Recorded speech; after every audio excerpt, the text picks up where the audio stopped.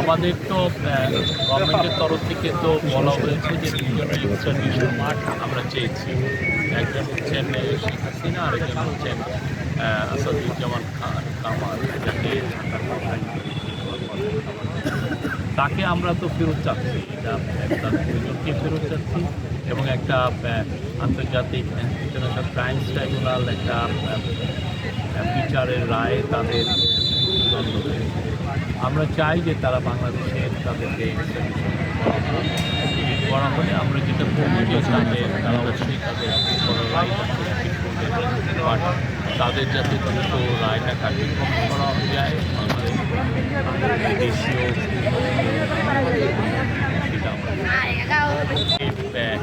যারা যারাই এই হত্যাকাণ্ড এই হত্যাযজ্ঞের সাথে যারাই জড়িত ছিলেন, যাদের হাতে রক্ত আছে, তাদের প্রত্যেককে বাংলাদেশে আমরা ফিরিয়ে আনব।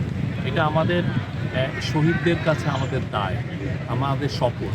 যারা শহীদ হয়েছেন তারা আমাদেরকে বলছেন যে আমাদের বিচার, আমাদের এই হত্যার বিচারের কী হবে। তো এটা আমাদের তো দায়, এটা আমাদের করতেই হবে। এটা আমরা যদি ফেল করি সেটা আমাদের পরবর্তী জেনারেশন নেই। বাট এইটা এই জায়গায় কোনো ছাড় কারো নাই, কেউ ছাড় দেওয়ার নেই। বাংলাদেশের প্রত্যেকটা মানুষ, 18 কোটি মানুষ এখানে একতাবদ্ধ। তাদের ছেলে মেয়েদেরকে যারা খুন করেছে, যাদেরকে পঙ্গু করে দিয়েছে, যাদেরকে জীবনকে বিভীষিকাময় করে দিয়েছে, আমরা তাদেরকে বাংলাদেশে এনে বিচারের আওতায় রাখি। এটা আমাদের দায়, এটা আমাদের করতেই হবে। এই জায়গায় কোনো ছাড় নাই এবং আমি আবারও বলছি এটা আমাদের শপথ, এই কাজটা করতে হবে। আমাদের হাতে 70 দিনের মতো আছে ইলেকশনের আগ পর্যন্ত। এই 70 দিনের মধ্যে আমরা পারবো কিনা জানি না, বাট আমাদের চেষ্টাটা থাকবে। বাট ইলেকশনের পরে যারা নতুন গভর্নমেন্ট আসবেন তাদের চেষ্টাতেও থাকবে যে এই যে যারা হত্যাযোগ্য করলো, আমাদের ছেলেমেয়েদেরকে যারা খুন করলো, তাদেরকে ফিরে এটা একটা মাস্ট। এই জায়গাটায় কোনো ছাড় নেই, কারণ কোনো গভর্নমেন্ট এসে আমার মনে হয় না ছাড় নেই। বিজয় দিবসের কুচকাওয়াজ বন্ধ করার কোনো কারণ নেই। মূল হচ্ছে যে আপনি জানেন গত বছর অগাস্টের 5 তারিখের পরের থেকে বাংলাদেশের মিলিটারি পুরো সারা বাংলাদেশে তারা নিয়োজিত আছে এই আইন শৃঙ্খলা পরিবেশে।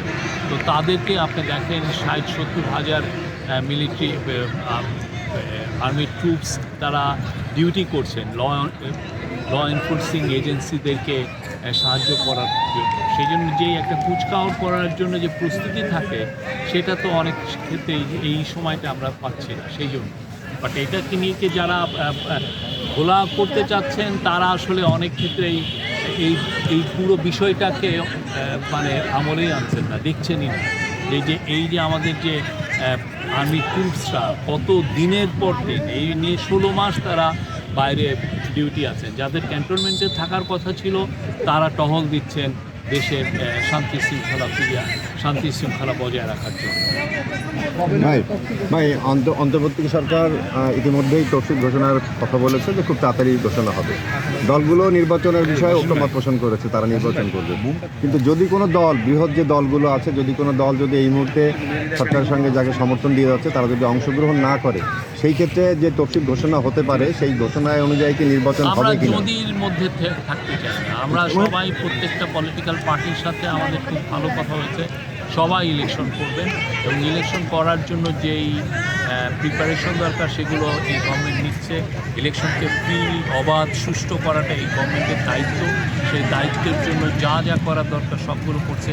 আপনারা দেখেছেন মাগুরা জেলায় অলরেডি নতুন ডিসিএসপি পদায়ন হয়েছে এবং আরও অন্যান্য ওসি ইউএনওদের ক্ষেত্রে নতুন নতুন পদায়ন হবে। আমরা চাই যে প্রত্যেকটা ডিস্ট্রিক্টে ফিটেস্ট অফিসারগুলো যাতে পদায়ন হয়।